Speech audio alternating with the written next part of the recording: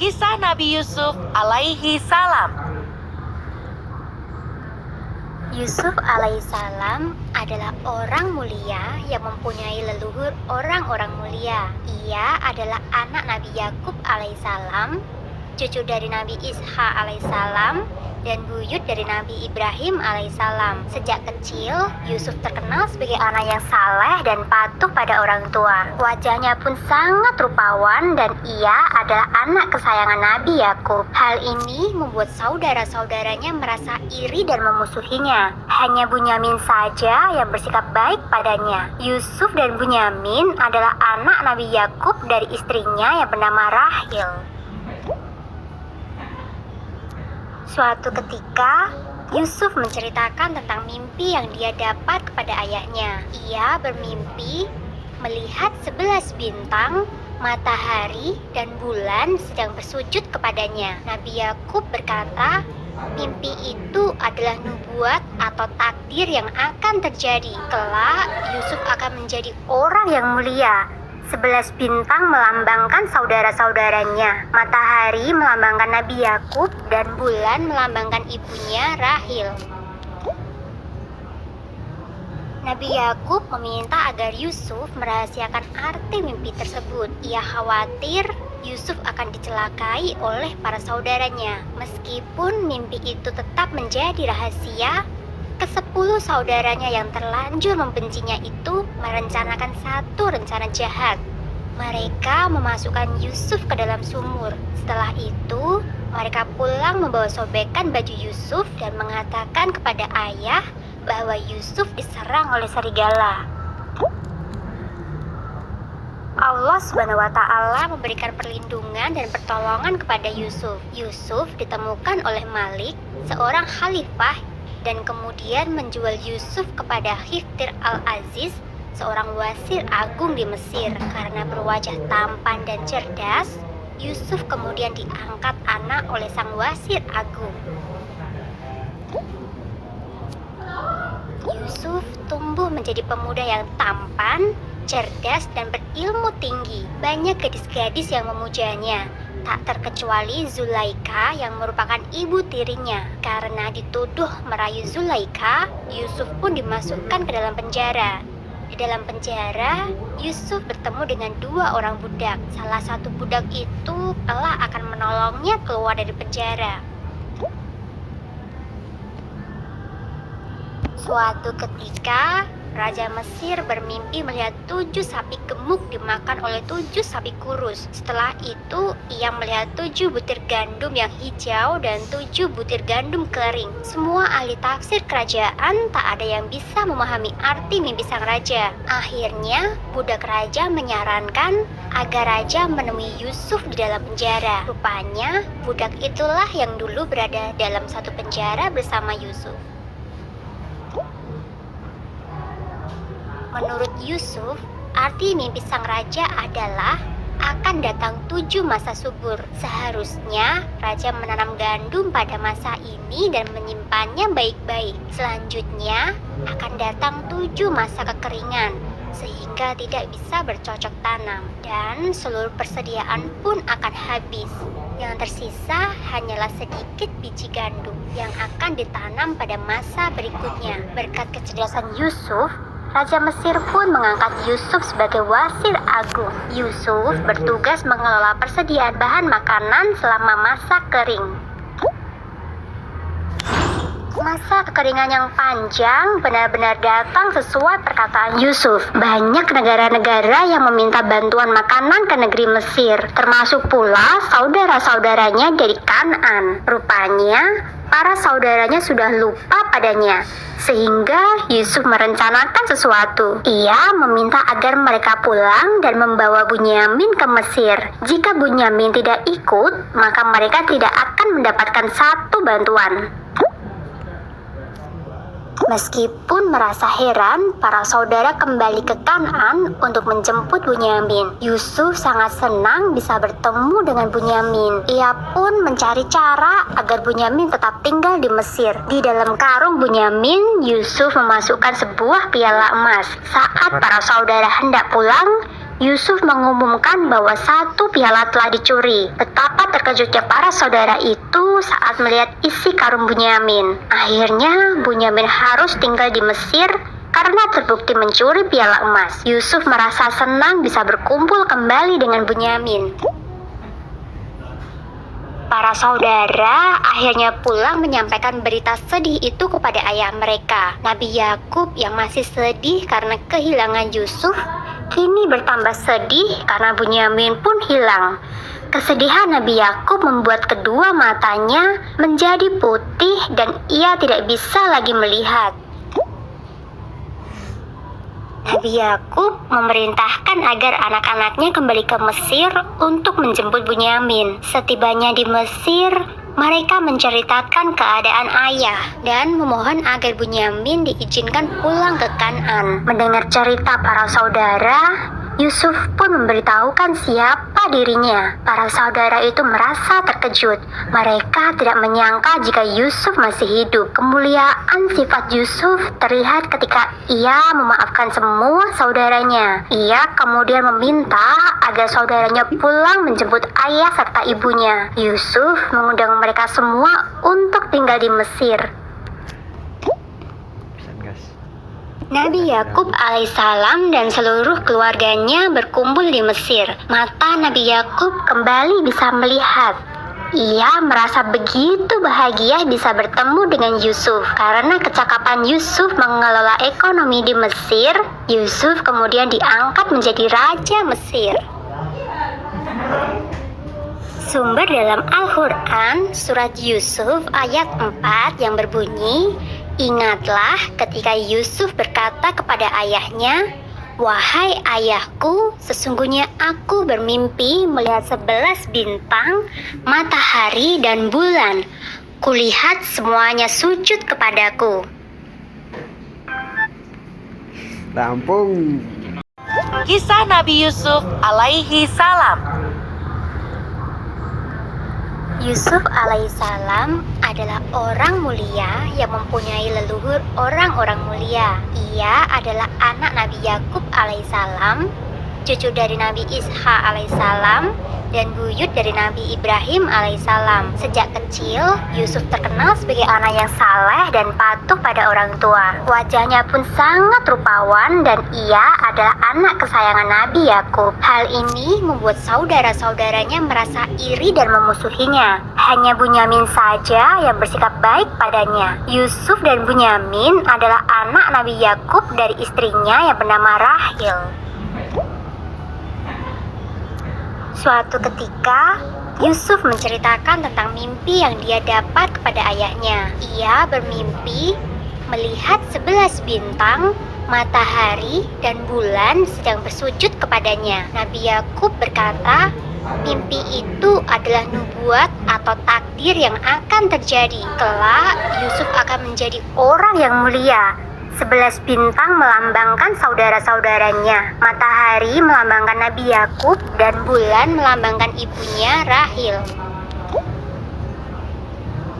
Nabi Yakub meminta agar Yusuf merahasiakan arti mimpi tersebut. Ia khawatir Yusuf akan dicelakai oleh para saudaranya. Meskipun mimpi itu tetap menjadi rahasia, ke-10 saudaranya yang terlanjur membencinya itu merencanakan satu rencana jahat. Mereka memasukkan Yusuf ke dalam sumur. Setelah itu, mereka pulang membawa sobekan baju Yusuf dan mengatakan kepada ayah bahwa Yusuf diserang oleh serigala.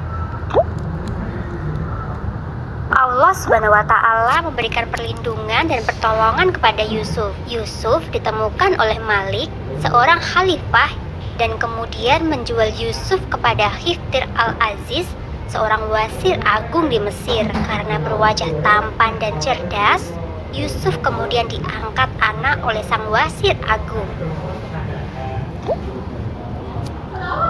Yusuf tumbuh menjadi pemuda yang tampan, cerdas, dan berilmu tinggi. Banyak gadis-gadis yang memujanya, tak terkecuali Zulaika yang merupakan ibu tirinya. Karena dituduh merayu Zulaika, Yusuf pun dimasukkan ke dalam penjara. Di dalam penjara, Yusuf bertemu dengan dua orang budak. Salah satu budak itu kelak akan menolongnya keluar dari penjara. Suatu ketika, Raja Mesir bermimpi melihat 7 sapi gemuk dimakan oleh 7 sapi kurus. Setelah itu, ia melihat 7 butir gandum yang hijau dan 7 butir gandum kering. Semua ahli tafsir kerajaan tak ada yang bisa memahami arti mimpi sang raja. Akhirnya, budak raja menyarankan agar raja menemui Yusuf di dalam penjara. Rupanya, budak itulah yang dulu berada dalam satu penjara bersama Yusuf. Menurut Yusuf, arti mimpi sang raja adalah akan datang 7 masa subur. Seharusnya raja menanam gandum pada masa ini dan menyimpannya baik-baik. Selanjutnya akan datang 7 masa kekeringan sehingga tidak bisa bercocok tanam dan seluruh persediaan pun akan habis. Yang tersisa hanyalah sedikit biji gandum yang akan ditanam pada masa berikutnya. Berkat kecerdasan Yusuf, Raja Mesir pun mengangkat Yusuf sebagai wasir agung. Yusuf bertugas mengelola persediaan bahan makanan selama masa kering. Masa kekeringan yang panjang benar-benar datang sesuai perkataan Yusuf. Banyak negara-negara yang meminta bantuan makanan ke negeri Mesir, termasuk pula saudara-saudaranya dari Kanaan. Rupanya, para saudaranya sudah lupa padanya, sehingga Yusuf merencanakan sesuatu. Ia meminta agar mereka pulang dan membawa Bunyamin ke Mesir. Jika Bunyamin tidak ikut, maka mereka tidak akan mendapatkan satu bantuan. Meskipun merasa heran, para saudara kembali ke Kanaan untuk menjemput Bunyamin. Yusuf sangat senang bisa bertemu dengan Bunyamin. Ia pun mencari cara agar Bunyamin tetap tinggal di Mesir. Di dalam karung Bunyamin, Yusuf memasukkan sebuah piala emas. Saat para saudara hendak pulang, Yusuf mengumumkan bahwa satu piala telah dicuri. Betapa terkejutnya para saudara itu saat melihat isi karung Bunyamin. Akhirnya Bunyamin harus tinggal di Mesir karena terbukti mencuri piala emas. Yusuf merasa senang bisa berkumpul kembali dengan Bunyamin. Para saudara akhirnya pulang menyampaikan berita sedih itu kepada ayah mereka. Nabi Yakub yang masih sedih karena kehilangan Yusuf kini bertambah sedih karena Bunyamin pun hilang. Kesedihan Nabi Yakub membuat kedua matanya menjadi putih dan ia tidak bisa lagi melihat. Nabi Yakub memerintahkan agar anak-anaknya kembali ke Mesir untuk menjemput Bunyamin. Setibanya di Mesir, mereka menceritakan keadaan ayah dan memohon agar Bunyamin diizinkan pulang ke Kanaan. Mendengar cerita para saudara, Yusuf pun memberitahukan siapa dirinya. Para saudara itu merasa terkejut. Mereka tidak menyangka jika Yusuf masih hidup. Kemuliaan sifat Yusuf terlihat ketika ia memaafkan semua saudaranya. Ia kemudian meminta agar saudaranya pulang menjemput ayah serta ibunya. Yusuf mengundang mereka semua untuk tinggal di Mesir. Nabi Yakub alaihissalam dan seluruh keluarganya berkumpul di Mesir. Mata Nabi Yakub kembali bisa melihat. Ia merasa begitu bahagia bisa bertemu dengan Yusuf. Karena kecakapan Yusuf mengelola ekonomi di Mesir, Yusuf kemudian diangkat menjadi Raja Mesir. Sumber dalam Al-Quran, surat Yusuf ayat 4 yang berbunyi, "Ingatlah ketika Yusuf berkata kepada ayahnya, 'Wahai ayahku, sesungguhnya aku bermimpi melihat 11 bintang, matahari dan bulan. Kulihat semuanya sujud kepadaku.'" Kisah Nabi Adam alaihi salam. Nabi Adam adalah manusia pertama yang diciptakan Allah dari segumpal tanah liat. Allah memerintahkan kepada semua malaikat dan jin untuk bersujud pada Nabi Adam. Iblis tidak mematuhi perintah Allah. Oleh karena itulah, iblis diusir dari surga. Allah menciptakan Hawa sebagai pasangan hidup Nabi Adam. Hawa diciptakan dari tulang rusuk Nabi Adam. Mereka bebas menikmati apa saja yang ada di surga kecuali satu, yaitu buah huldi. Semenjak diusir dari surga, iblis selalu berusaha mencari kesempatan untuk menggoda iman Nabi Adam dan Hawa. Iblis berusaha merayu mereka agar memetik dan memakan buah huldi. Nabi Adam dan Hawa melanggar perintah Allah. Mereka terbujuk oleh rayuan iblis dan memetik buah huldi. Akibatnya, Nabi Adam dan Hawa diusir dari surga.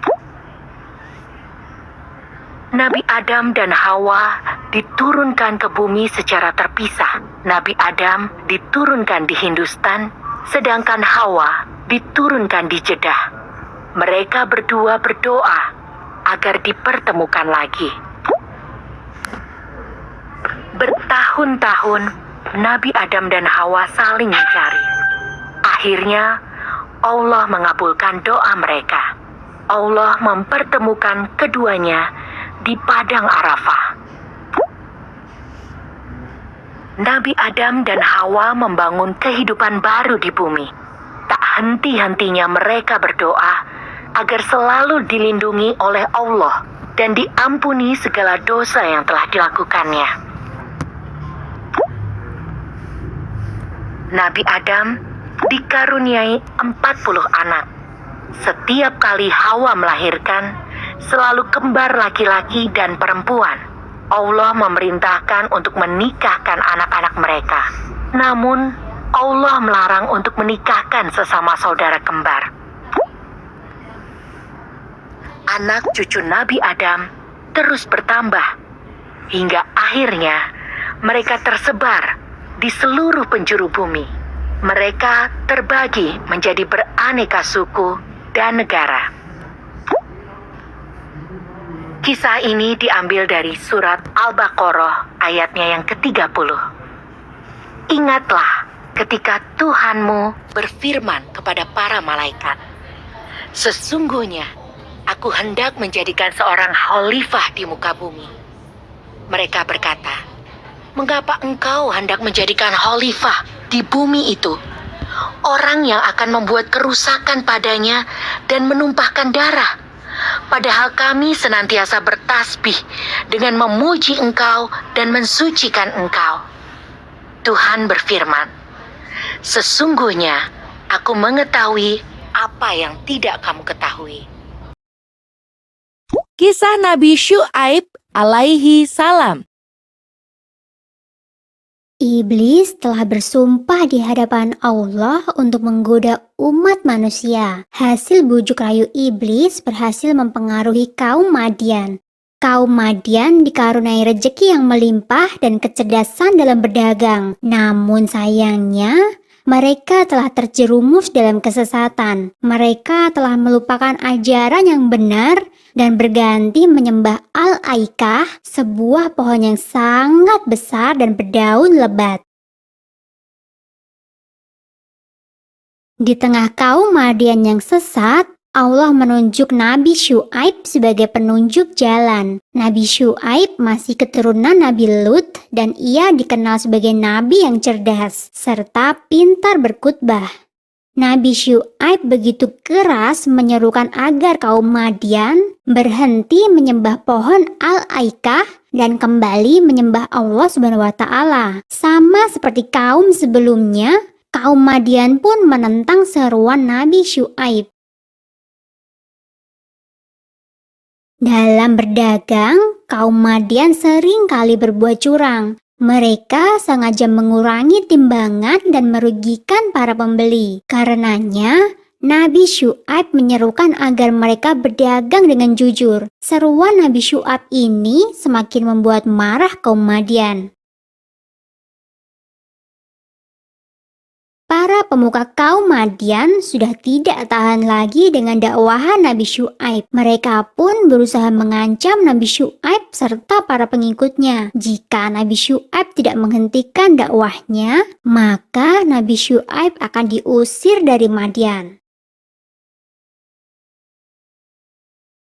Sikap kaum Madian yang selalu menolak dakwah Nabi Syuaib membuat sang nabi merasa sedih. Nabi Syuaib kemudian berdoa dan memohon petunjuk. Allah pun memerintahkan agar Nabi Syuaib pergi dari Madian. Setelah itu, Allah mengguncang Madian dengan gempa yang sangat dahsyat.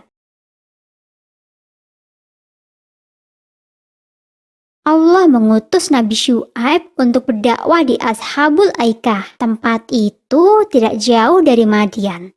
Dan masyarakatnya pun sama dengan kaum Madian. Mereka menentang dengan keras dakwahan Nabi Syuaib. Bahkan peristiwa hancurnya kaum Madian tidak membuat mereka takut. Penduduk Ashabul Aikah menantang Nabi Syuaib untuk mendatangkan hukuman dari Allah sesuai cerita Nabi tentang kaum Madian. Kemusyrikan dan kekafiran kaum Ashabul Aikah mendatangkan hukuman dari Allah. Tiba-tiba saja mereka merasakan udara yang sangat panas membakar seluruh tubuh. Hawa panas itu berlangsung selama 7 hari berturut-turut. Setelah itu, langit berwarna hitam pekat, menandakan hujan akan segera turun. Namun, yang turun bukanlah air, melainkan api batu bara yang menyala. Sungguh luar biasa hukuman dari Allah bagi kaum-kaum yang sesat dan tidak mau beriman. Nabi Syuaib bersama pengikutnya kembali ke Madian. Kota itu tidak rusak meskipun diterjang gempa yang dahsyat. Hanya orang-orang yang menentang Allah saja yang dimusnahkan pada hari itu. Setelah itu, Nabi Syuaib kembali meneruskan dakwahnya. Sumber dalam Al-Quran surat Hud ayat 84 yang berbunyi, "Dan kepada penduduk Madian kami utus saudara mereka Syuaib. Ia berkata, 'Hai kaumku, sembahlah Allah. Sekali-kali tiada Tuhan bagimu selain Dia, dan janganlah kamu kurangi takaran dan timbangan. Sesungguhnya aku melihat kamu dalam keadaan yang baik, dan sesungguhnya aku khawatir terhadapmu akan azab hari yang membinasakan.'" Kisah Nabi Zulkifli alaihi salam. Kesabaran Nabi Ayub menurun pada salah satu anak laki-lakinya, yaitu Bishr. Bishr bin Ayub adalah lelaki yang istimewa. Ia sangat bertakwa kepada Allah dan keimanannya sangat sempurna. Suatu ketika, raja yang memerintah kaumnya telah berusia lanjut dan berniat menyerahkan tahtanya. Sang raja mengumumkan kepada rakyatnya, bagi siapa saja yang sanggup menerima 3 syarat, maka dialah yang akan menjadi raja selanjutnya. Dan ternyata hanya Bishr saja yang berani menerima syarat tersebut.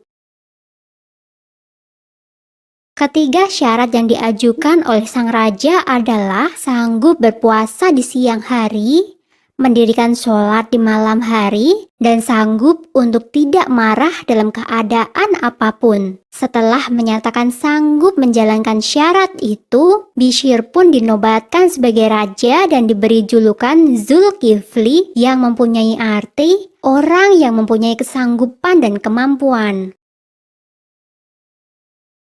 Zulkifli selalu berpuasa di siang hari, mengerjakan sholat di malam hari, dan tidak pernah marah sama sekali. Keteguhan iman Zulkifli membuat iblis tidak senang. Iblis mencari cara agar ia bisa membuat Zulkifli marah. Seusai zuhur, iblis menyamar menjadi seorang kakek dan menemui Zulkifli. Ia mengadu jika selama ini ia telah dianiaya oleh kaumnya. Raja Zulkifli pun meminta sang kakek untuk datang ke persidangan pada esok harinya. Keesokan paginya, Raja Zulkifli menunggu sang kakek di majelis persidangan. Sang raja berniat menyelesaikan permasalahan yang dihadapi sang kakek. Namun, hingga waktu zuhur tiba, sang kakek tidak kunjung datang. Raja Zulkifli pun meninggalkan persidangan untuk beribadah dan beristirahat. Rupanya, sang iblis memang sengaja tidak datang di persidangan itu untuk menguji kesabaran Raja Zulkifli dan membuatnya marah. Saat Raja Zulkifli hendak istirahat, kakek jelmaan iblis itu muncul kembali. Kakek itu kembali mengadukan nasibnya sambil menangis. Raja kemudian meminta kakek itu pulang dan datang ke persidangan esok hari. Setelah kakek itu keluar dari kamar, Raja Zulkifli pun beristirahat. Ia memerintahkan kepada pengawal untuk mencegah siapa saja yang berniat mengganggunya. Usaha iblis untuk membuat Raja Zulkifli marah ternyata gagal. Setelah diusir oleh pengawal, ia pun kembali menyusup ke dalam istana. Para pengawal merasa heran karena kakek itu bisa menyelinap masuk. Mereka pun sadar jika kakek tua itu bukanlah manusia biasa. Setelah itu, mereka memperketat penjagaan di depan pintu kamar sang raja. Ternyata godaan sang iblis tidak mampu menggoyahkan iman Raja Zulkifli. Namun tak lama setelah itu, kesabaran Raja Zulkifli kembali diuji. Ada sekelompok orang durhaka yang berniat mengancam keselamatan kerajaannya. Raja Zulkifli kemudian meminta agar rakyatnya bersedia maju ke medan perang. Namun seruan Raja Zulkifli tidak ditanggapi oleh rakyatnya. Rupanya seluruh rakyatnya takut mati sehingga mereka tidak mau pergi berperang. Jika sang raja bisa menjamin bahwa mereka tidak akan mati saat berperang, barulah mereka mau maju ke medan perang bersama sang raja. Saat itu, sang raja berdoa kepada Allah. Ia meminta perlindungan dan keselamatan bagi semua rakyatnya. Doa Raja Zulkifli dikabulkan. Mereka berhasil memenangkan peperangan tanpa ada satupun rakyat yang mati di medan perang. Setelah itu, Raja Zulkifli memerintah dengan adil dan bijaksana. Hingga wafatnya, Raja Zulkifli tetap memegang teguh janjinya untuk selalu berpuasa di siang hari, sholat di malam hari, dan tidak pernah marah. Zulkifli alaihissalam dikenal sebagai orang yang sangat sabar, sehingga Allah pun memujinya dalam surat Al-Anbiya ayat 85. Dalam Al-Quran surat Al-Anbiya ayat 85, Allah menggolongkan Nabi Zulkifli sebagai orang yang sabar. Bunyi ayat itu adalah, dan ingatlah kisah Ismail, Idris, dan Zulkifli. Mereka semua termasuk orang-orang yang sabar. Kisah Nabi Ayub alaihi salam.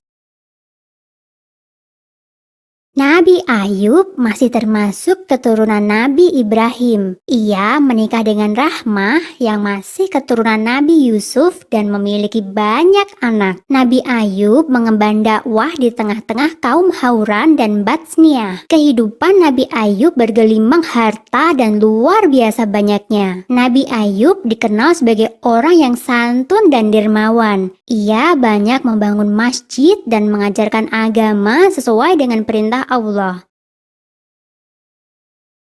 Ketakwaan Nabi Ayub membuat iblis merasa tidak senang. Ia lantas memohon kepada Allah agar diberikan kekuatan untuk menggoda Nabi Ayub. Atas izin dari Allah, iblis membuat semua ternak mati secara bersamaan. Nabi Ayub pun jatuh dalam kemiskinan. Meskipun telah jatuh dalam kemiskinan, ketakwaan Nabi Ayub tidak berkurang. Iblis pun kembali memohon kepada Allah. Kini, ia berniat merebut semua anak Nabi Ayub. Dengan kekuatannya, Iblis merobohkan rumah dan menewaskan semua anak Nabi Ayub. Nabi Ayub sungguh merasa sedih. Namun, iman dan takwanya tidak berkurang. Iblis tak henti-hentinya memohon kepada Allah agar diizinkan mengganggu Nabi Ayub. Nabi Ayub telah jatuh miskin. Semua anaknya tewas. Dan sekarang iblis memberikan penyakit yang sungguh mengerikan kepada Nabi Ayub. Nabi Ayub tidak bisa bergerak. Seluruh tubuhnya bernanah. Dengan kondisi ini, semua sanak saudaranya pergi menjauh. Hanya Rahmah, istrinya saja yang masih setia menjaga dan merawatnya. Melihat kesetiaan Rahmah kepada Nabi Ayub, Iblis berencana untuk menggodanya. Iblis pun menyamar menjadi manusia dan berbicara kepada Rahmah. Iblis berkata bahwa ia bisa menyembuhkan penyakit Nabi Ayub, mengembalikan harta, serta anak-anaknya jika ia dan Nabi Ayub mau menyembah kepadanya. Rahmah lantas menceritakan pertemuannya dengan orang asing tersebut. Betapa terkejutnya Nabi Ayub saat mengetahui iman istrinya telah goyah. Nabi Ayub lantas berkata bahwa orang asing itu pastilah iblis yang hendak menggoyahkan iman mereka. Nabi Ayub lantas menyuruh istrinya agar bertaubat. Nabi Ayub berjanji jika ia sehat nanti, ia akan mendera atau mencambuk istrinya sebanyak 100 kali. Itu adalah hukuman bagi istrinya yang telah tergoda oleh iblis.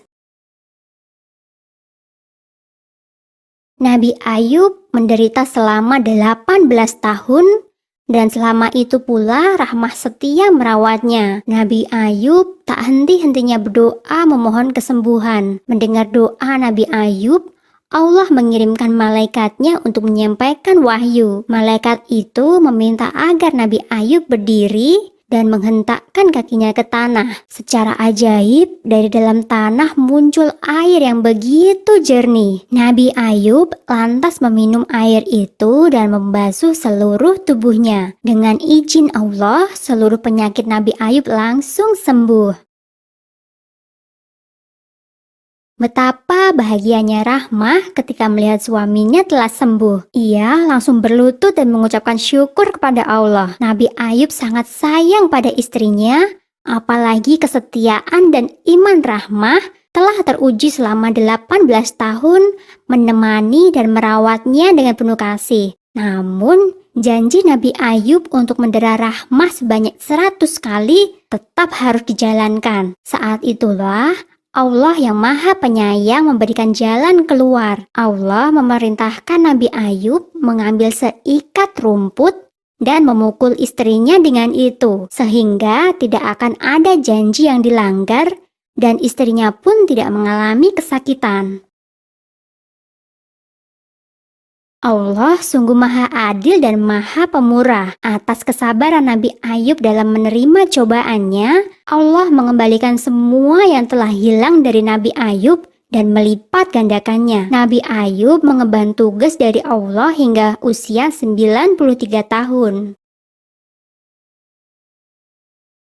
Sumber dalam Al-Quran surat Al-Anbiya ayat 84 yang berisi, "Maka kami pun memperkenankan seruannya itu, lalu kami lenyapkan penyakit yang ada padanya, dan kami kembalikan keluarganya kepadanya, dan kami lipat gandakan bilangan mereka sebagai suatu rahmat dari sisi kami, dan untuk menjadi peringatan bagi semua yang menyembah Allah." Kisah Nabi Yakub alaihi salam. Nabi Ishak alaihi salam mempunyai 2 orang anak, yaitu Is atau Aish dan Yakub. Ketika usia Nabi Ishak sudah lanjut, penglihatan dan pendengarannya tidak lagi baik. Ishlah yang setiap hari melayani kebutuhan Nabi Ishak. Itu adalah tanggung jawabnya sebagai anak tertua.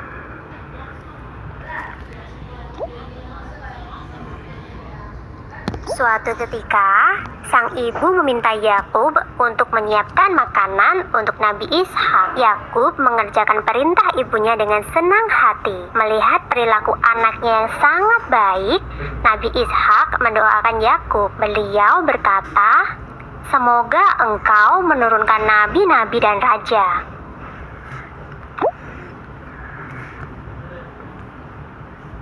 Ish merasa iri setelah tahu bahwa ayahnya mendoakan Yakub. Ia merasa Yakub telah lancang menggantikan tugasnya menyiapkan makanan untuk ayah. Seharusnya doa itu untuk dirinya, bukan untuk Yakub. Ish kemudian mengancam akan membunuh Yakub agar doa ayahnya itu tidak terwujud. Mengetahui bahwa hubungan kedua putranya tidak harmonis, sang ibu menyuruh Yakub untuk pergi ke Paddan Aram ke rumah pamannya. Yakub pun menuruti perintah ibu. Ia pergi secara sembunyi-sembunyi pada malam hari. Karena kebiasaan inilah, Yakub disebut Israel, yang berarti berjalan di malam hari. Yakub tiba di Paddan Aram dengan selamat. Ia kemudian mencari rumah pamannya dan meminta izin untuk tinggal di sana. Sang paman mengizinkan Yakub untuk tinggal. Ia bahkan menganggap Yakub sebagai anaknya sendiri. Laban bin Badwih atau paman Yakub adalah seorang yang dermawan. Ia selalu membagikan sebagian hartanya untuk orang-orang yang tidak mampu. Melihat perilaku pamannya yang begitu terpuji, Yakub lantas menirunya. Kemudian, Yakub pun dikenal sebagai dermawan yang baik hati. Pada suatu ketika, Yakub bermimpi bertemu dengan malaikat. Ia juga mendengar suara yang mengatakan bahwa kelak ia akan mendapatkan keturunan dan bumi ini akan menjadi miliknya dan milik keturunannya. Begitu terbangun, Yakub segera berdoa dan mengucapkan syukur. Melihat perilaku keponakannya yang begitu terpuji, Laban bin Badwih, paman Yakub, berniat menjodohkan Yakub dengan salah satu putrinya. Yakub pun memilih menikah dengan sang adik, Rahil, yang memiliki paras rupawan. Namun, setelah waktu berjalan, Yakub juga menikahi Lailah, putri tertua pamannya. Saat itu, menikah dengan kakak adik belum dilarang oleh agama. Yakub juga menikah dengan Zulfa dan Balha. Dari keempat istrinya, Yakub dikaruniai 12 anak laki-laki. Yakub yang kemudian diangkat sebagai nabi mengemban tugas untuk dakwah di Kan'an. Dari anak cucu Nabi Yakub inilah kelak akan lahir beberapa nabi Bani Israel. Mereka adalah Nabi Musa alaihi salam, Nabi Harun alaihi salam, Nabi Ilyas alaihi salam, Nabi Ilyasa alaihi salam, Nabi Dahud alaihi salam, Nabi Sulaiman alaihi salam, Nabi Zakaria alaihi salam, Nabi Yahya alaihi salam, Nabi Isa alaihi salam, dan Nabi Yunus alaihi salam. 11 orang keturunan Nabi Yakub ini nantinya akan diangkat menjadi Nabi Allah. Sumber dalam Al-Quran adalah surat Shad ayat 45-47. Dan ingatlah hamba-hamba kami, Ibrahim, Ishak, dan Yakub yang mempunyai perbuatan-perbuatan yang besar dan ilmu-ilmu yang tinggi. Sesungguhnya kami telah mensucikan mereka dengan menganugerahkan kepada mereka akhlak yang tinggi, yaitu selalu mengingatkan manusia kepada negeri akhirat.